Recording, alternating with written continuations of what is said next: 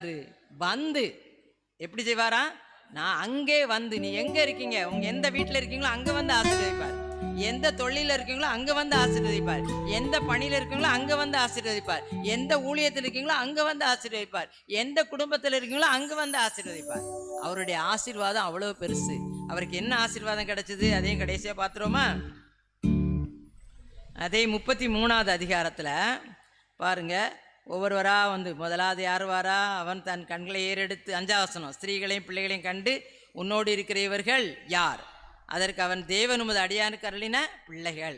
இல்லை, முதல்ல பணிவிடைக்காரிகளும் அவருடைய பிள்ளைகளும் வந்து, சில்பால் பில்கால் இருக்காங்களா, அவங்கெல்லாம் வந்து அவங்க பிள்ளைகள்லாம் வணங்கிட்டாங்க.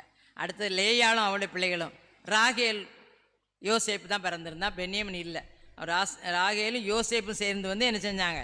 அத்தனை பேரும் அவரை வந்து வணங்கினாங்க. அதுக்கு முந்தின 4ஆம் வசனத்தில் பார்த்தீங்கன்னா, 2 பேரும் வெட்டிக்கிட்டு சாக வேண்டியவங்க கழுத்தை அவனை தழுவி கழுத்தை கட்டி கொண்டு முத்தம் செய்து 20ம் அழுதார். ஒப்புரவாயிட்டாங்க. அல்லேலூயா.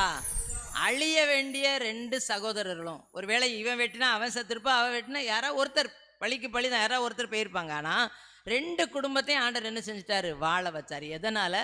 இவருடைய பவர் பிரேயர். எவ்வளோ நேரம் ஜெபம் பண்ணாரா? முழு இரவு ஜெபம். நம்ம யாக்கோபு தான் முதல்ல தொடங்கி வச்சிருக்காரு. வேதத்தில் 32 அதிகாரத்தில் தான் இந்த முழு இரவு ஜெபமே என்ன செய்யப்பட்டிருக்குது? ஆரம்பிக்கப்பட்டிருக்குது. விடிய விடிய ஜெபம் பண்ணுறாரு. இப்போ ஆண்டவர், இப்போ தூதன் சொல்கிறான், போட்டுப்பா, பொழுது விடுது, என்னை விடு.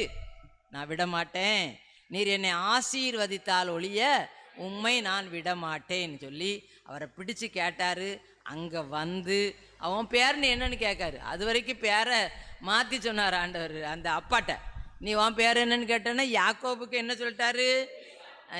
நான் ஏசாப்பா அப்படின்னு சொல்லிட்டார். அப்பா கண்ணு தெரியலன்னா உலக பிரகாரம் மனுஷனை ஏமாத்திட்டார். இன்னைக்கு ஆண்டவர் அவரை ஏமாற்ற முடியுமா?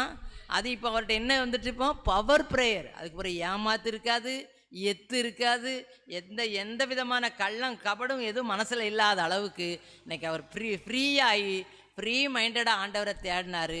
பவர் இறங்கி வந்துச்சு, வல்லமை இறங்கி வந்துச்சு, அதிசயம் நடந்தது. அப்படியே எளிமையில